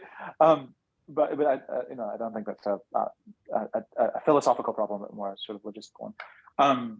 But what it means is that Apple's willing to do that. It's willing to put a lot of stuff up, and MobileMe, for all its ill fate, was another indicator of that it was able to sort of put space up for people to be able to kind of administer and do stuff for their own identity. I think what occurred there was that we didn't have enough of an idea of what people would put up for what they thought they were and stuff at that point, and so it wasn't sort of worth our time. But if there are ways that it's easy to understand what data is that you want to be able to present, then it might be worth taking another run at some point in the future. And I think that would be really interesting to conceive of an environment where people sort of plausibly own their stuff and then can kind of pull it in as long as it works. And maybe that's what Solid is. Maybe we need to I need to do a closer reading of like where Berners-Lee is on that kind of stuff in order to make sense of it. I just realized, Vroda, and I probably don't have enough information from it, but have you done, or could you do a polycam capture of the room in the Linnaean that we were? I'd love it to have as a space that we can make use of. Hang on, they just sent me the bill. Let me just reply now and say, damn, I have a lot of messages I haven't dealt with. Okay, I will. Yeah, I will do that. I will. I'm sure they will be okay with that actually, because they seemed pretty casual when I did my basics. Yes, it would only be a few minutes, No worries. we at some point suggested also to come back the next day with a 360 camera and take photos, and they were basically, yes, as long as you don't put your greasy hands on anything, and even like opening some pages for like a kind of setup, they seem pretty positive about it. And it was just us, not you, so I imagine you'll even get more. Yeah, I mean, I did capture a 360 video in there. Cool. Oh, that might be enough for me to be able to kind of block it out. But yeah, like if you did a polycam capture of the lecture hall, then we could put it into, we could either use that, or I can sort of use that to build an even lower poly cage of the room where it happened. Oh, you did a Hamilton. Have you seen the second half? I have not yet. I'm sorry. I will do that maybe this weekend. It's been busy because my mother-in-law just shipped us back off to New Zealand last weekend. Oh yeah, of course. Yes, she was there. Yeah. Yeah, no, that's all cool. Yeah, no, we can consider that a background. I've written a little to-do item from me here, but I am happy to do some work on. Let's put it this way.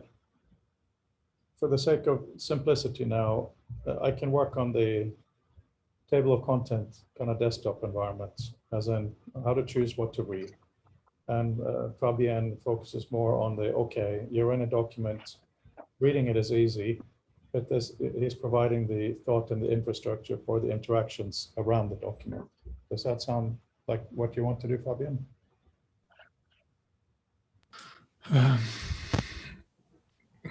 I'm not sure what I want. I'm just like highlighting the fact that a lot of it is social, and doing something social in space with the relation to the document should somehow be how do you say, kept and become usable. And it's also the struggle we personally in the group, but everywhere else have, where we have like going through one channel or another, email this and email this. And so if we start to have like I'm going to simplify, but let's say a whiteboard in VR where we start to talk about the same topic, but we somehow can't keep track and bring some content from someone's room to another's rooms, it's going to very quickly become not that exciting. So yeah, that's the main thing. And in terms of super like basic or practical, yeah, it's the WebDAV or Nextcloud example or of directory I showed before. It can even be just there. That it can even be liquid file for either the entire book or for each chapter that are used there, because in the end it will be JSON. And then just trying, and also as per usual, I'm not promising anything. I'm clarifying that this seems to me the most interesting path, both individually in terms of something interesting to build and test.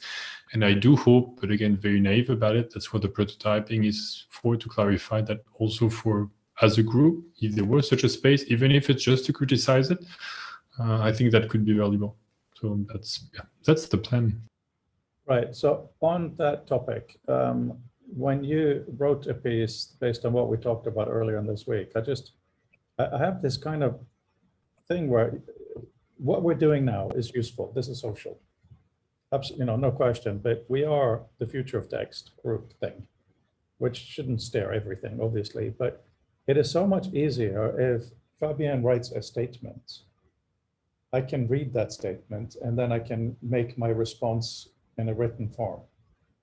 In terms of interactions, in terms of, if it is important enough to write, it's important enough to cite. But stuff we just talk about here isn't necessarily. So I absolutely want to support you in doing the kind of room interaction you're talking about. But I also think that not forcing people to write more, but making it extremely convenient to write things that don't just disappear in the ether, but that becomes a useful part of the record, is also something to really focus on. So I'll go. Yes, I understand that, but I'll go a tiny bit back also. At some point, Brandel, you mentioned not Solidity, but Tim Berners-Lee's project, and yes, Solid, just Solid. Okay, thank you. I had the discussion with Will, who is the author of Immerse, which is the federation aspect of either hubs or anything WebXR, let's say, related. And I told him that the back end of the project I was showing was actually my wiki, and this I was considering using ActivityPub, which is like a federation, let's say, mechanisms for the wiki, so that anybody could subscribe to wiki updates. And then he said, yeah, that actually might be a better way. Instead of federating the WebXR aspect, just federate the backend. So you go one level further down, and you can still have all the same function. You forget about the XR part. It doesn't actually matter at that point. And it was a good idea. It's actually something that I asked the author of PMWiki, which is my wiki, 2 years ago. I wanted to hire him to do the ActivityPub, let's say, aspect for a couple of days of work. He was not either interested. Anyway, it didn't happen. But my point is that also, why do I say all this? It's because I don't like to write a PDF and send you an email about it. Like, I write on the web, I write on wiki. I don't want you to write on my wiki. I don't mind if you write on my wiki, but I would feel that I would coerce you to write into my wiki, and I would feel you would have a loss of control. So I'm not saying we should have a federated wiki, but it might be interesting. We need to find some ways indeed to make this referenceable or mintable as text in links through time. Go for it, so that I don't start a format war. We have to. I have to go at the end of our exec too, because the youngest boy here, he's having a special day at school. But you are talking about maybe the most core issue in all of textual communication, and that is when it's digital, the act of writing and reading, storing and searching. Where are these things? Right. I do think there is a useful distinction between published and manuscripts. Usually something like PDF and Word. Now, obviously, that's become a mess with Google Docs and stuff, and wikis, absolutely. But when you make a statement into the world, whether it's a full scientific paper or a paragraph, doesn't matter. It's a thing you're posted in a public place. Now, ideally, what I want, I see your hand, but I'm going to ignore it for a minute. What I want in my dreams is that you give me, yes, PDF form, but it's parsed by my environment. So I can view it any way I want, but I have this virtual paper backup. I think it is really, really valuable to have that, because databases die, things get all of that. It's just a really strong thing for me, but I should be able to manipulate it as though it is a wiki or whatever the heck in my world. And then I should be able to give you a response. But when we talk about Solid and all these ideas of federation, somebody still has to put something on a computer that's online all the time. So that's still going to have to be a rented space, or it's going, well, I mean, if I try to go and get your document and your computer's not online, I can't get it. Right, so that is, I'm not saying it's a throwaway issue, therefore it's not worth it. I'm saying it's an important issue, that's why it's worth it.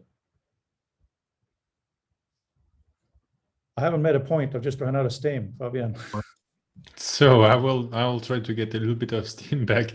The first thing, I'll share my screen. I'm sure you know this, but I'll still share it.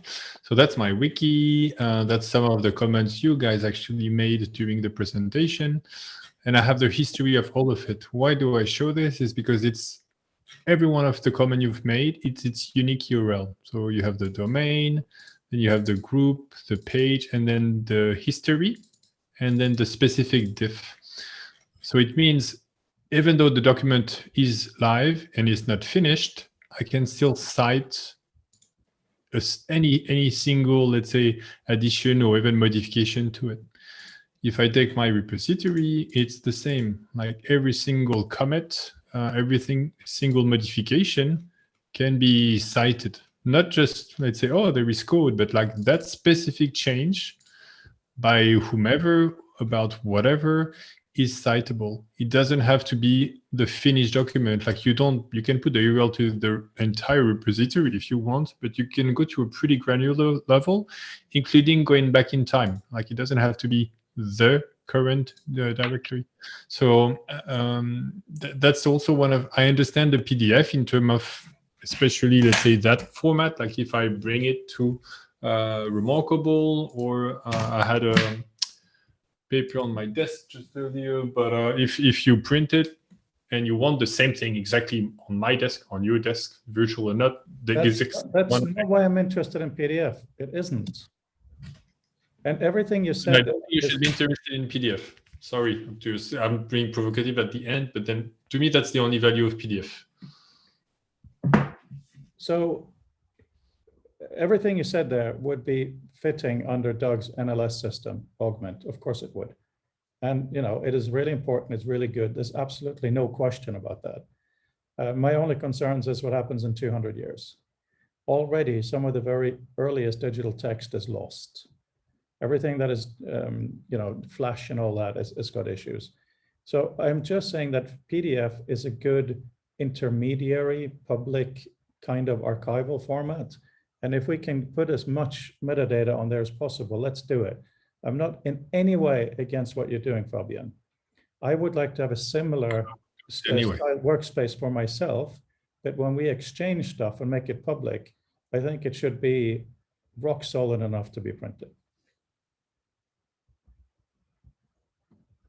was showing also, and especially code repository, by like the very nature of it, it is distributed. So if you use Git, then you should actually clone it, so you have a local copy of it. So it doesn't solve the interpretability of it. You still need some way to parse it, but it's very well documented, and it's like, if one of the attractivity of PDF is having a one file document, because you can have it, and on even if the server in front of you dies, you have the file locally, then both wikis or Git like repositories and other implementation of code repositories, they are by design made so that you can have your local copy if you want to. Repositories in particular, there are some people that host wikis in code repository or use this in, like, I remember Mercurial, I think, was especially like this. Some authors like Cory Doctorow, he doesn't use a wiki, he uses just a code repository and put his files there. And then has still a front end, let's say, to display it so that you can have your version, including generating PDF out of it. But basically, if we go back to most of the requirement, I would say a code repository ticks all those boxes, because again, and that's a little trick that I was doing. I hope I did not appear too bit of an asshole when I still sent you a PDF that was the result of virtually printing from the code repository. Because I still get the PDF at the end, so I was fulfilling that requirement, but the source was whatever was convenient for me. Yeah, no, I get that, but I mean, are we really having a discussion now on basically one of the things that's the fundamental issues here? I don't know how useful that is. I mean, look, I am older than you guys, and that just means I've seen a lot more things disappear. You know, I've seen a lot more people die, I think, as well. To me, that matters. You know, and we all have the whole children thing and all of that, so we share that. But I mean, Doug's system, NLS, still has some functionality that's not available today, as of course you know, but we can't run it. And we can't even access the documents easily, right? So I really do think that to put it this way, I think in our community, there is the likelihood of being some nugget of knowledge that will be useful to someone in the future. I think, you know, if we're going to write something down, we have to have that level of arrogance. Otherwise, why write it, right? And that is why I want it to be, I also want one of the storages of our work to be in metal. I want it to be printed out. I've been doing tests and it's actually a headache to be read in again. So I think we can sidestep this discussion, Fabienne, by ignoring it mostly and just deciding where, like you just said, printing out to PDF from a repository. Nothing wrong with that. I would like that to be automated for safety. I would also like it to have visual meta. Of course I would, if that could be done. But I don't want to be a stick in the mud and say visual meta everything la la la or PDF la la la. In most cases, we don't care. I mean, at some point, I hope to build Author and VR, and that's going to probably use JSON and all kinds of goodies, because that's my manuscript. Who cares what I do there in terms of the long-term storage? Long-term storage is when you make it public. When you publish. I mean, so with the PDF sort of discussion, I mean, if it's to do with appropriateness for hard copy, then then I agree. Like I think the idea of a hard copy is important, and PDF is probably a better print preparation as well at this point in a lot of regards. EPS is PDF is EPS in many regards. So yeah, although I do find I've really enjoyed printing HTML with a print style sheet. I think that's been surprisingly pleasing. I think my wife made her book box just using a print to PDF from a CSS a print style sheet, which was pretty awesome. So yeah, I think that like that notion of an indelible physical artifact that that has sort of digitally relevant characteristics is really, really appealing. I think, yeah, specifically the Word PDF to me is just something that maybe means something different than it does to you. So moving forward, okay, no, right, yeah, sorry, not moving forward, moving to Fabien. I hope I'll help to move forward, but two quick things. One, for the anecdote, I've been asked to go to a conference organized by digital curators. So they are like Rhythm, it's a US institution from New York, and they specifically, like, their goal is not just the curation of art pieces, digital art pieces, but make sure that they keep on running or being enjoyable or work in 1 year, 5 years, 500 years, or whenever. So I told them, I'm probably not your guy.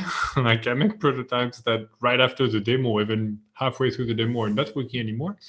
But I showed them basically, or they found me through 360 streaming and VR viewing of 360 streaming on my own PureTube server.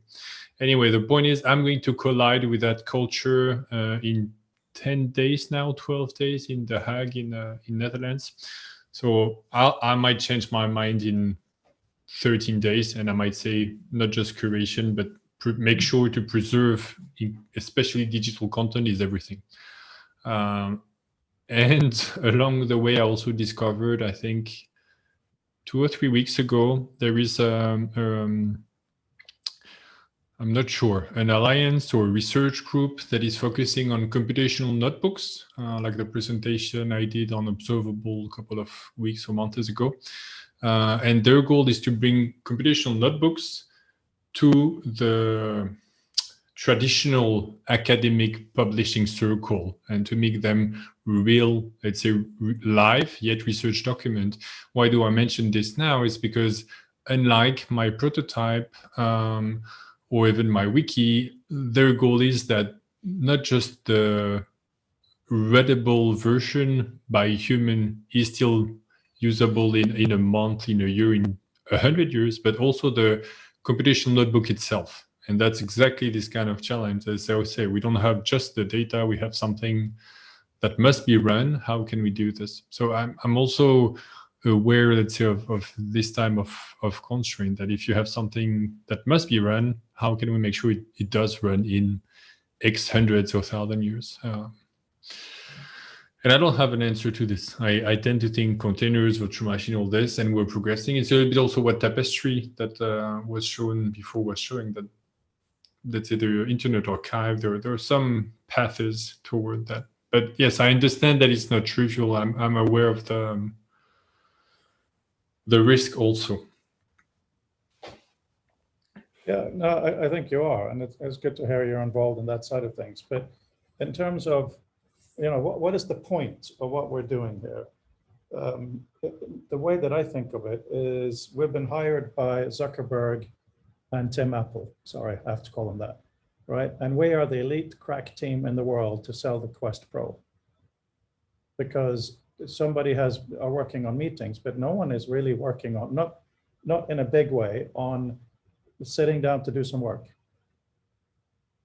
So I'm fantasizing that's our job.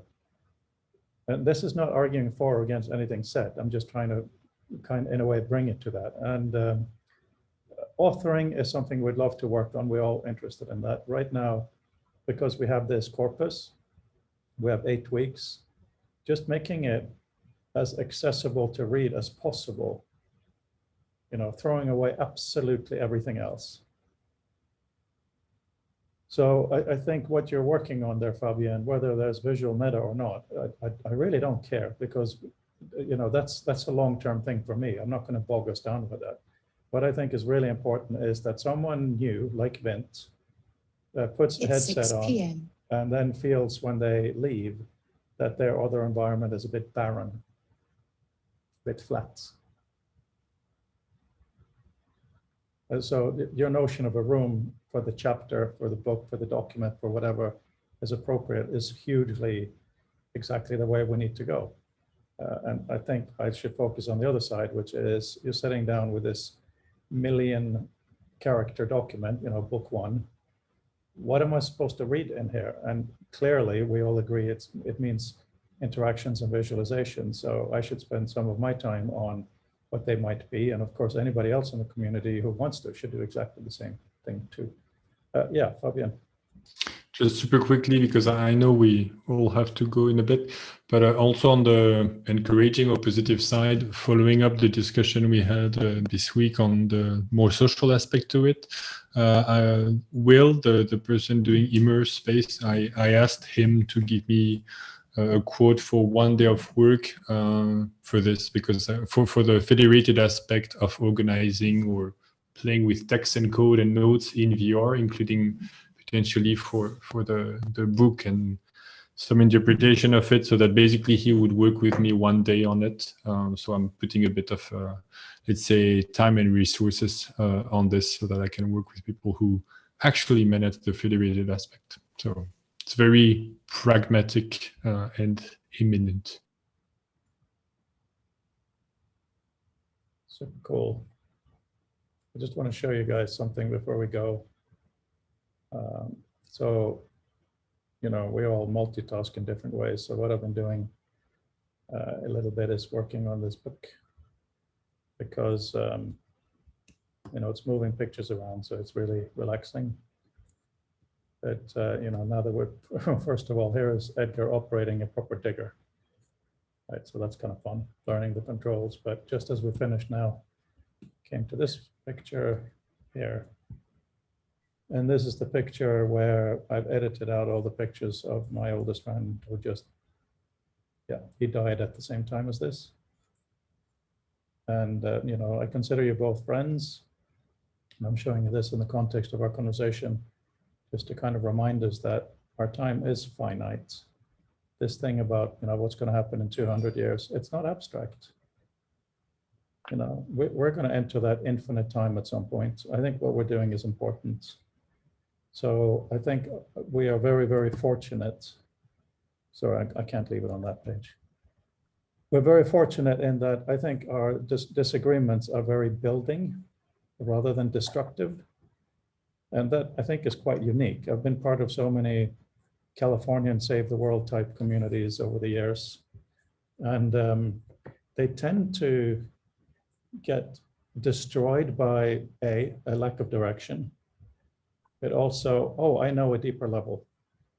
Those kinds of comments, like, can we please make something happen? So I'm very, very grateful for this. That's all I wanted to say. Thank you for putting it all together. Both the the symposium, the book, the people, and the focus. It's really awesome to have that. And yeah, coming to the UK, seeing the Linnean Society, but also seeing sort of the broader kind of historical context that Europe, if London can still be called Europe, provides for what it is that the development of intellectual history and the possibility that what we're doing could actually contribute to that. The future intellectual history is make it much more real and makes the sort of the challenge much more serious. So yeah, it's really exciting to be part of. Yeah, I know you're not, sorry, I was just going to say, I know you're not a Californian, but you happen to be there now. So I thought it was appropriate to mention that culture. Yeah, sorry, Fabian. No worries. You can hang up just after so that we don't all cry. But those discussions, activities, and all that brings a bit more meaning to my life. It's not everything, but I'm, again, really grateful for it. I don't know if we're essentially changing the entire world, but it does change my world on a pretty much daily basis. So yeah, thanks for that. Yeah, it was, and thank you back, as I've already said, but I'll say it one more time in a different way. So I grew up in Soho, basically here in London. That's my stomping ground, and lived all over the world, come back to it. And many, many years ago, a group of us was sitting all night, literally 3-4 o'clock in the morning, coffee, saving the world. Obviously not, right? And the other day, actually yesterday, walking around same neighborhood, being really frustrated at an aspect of this. And then I get a tweet from you, Fabian, saying, can we talk? It was like, yes. So, you know, we're distributed in a time and space, but I think we are working harmoniously towards something. Yeah, we don't know what it is, but it's something, and that's good. Have a lovely weekend, everybody. You too. Cool. Take You care. do. Bye bye. Oh, hi to Yeah. Heather. Yes.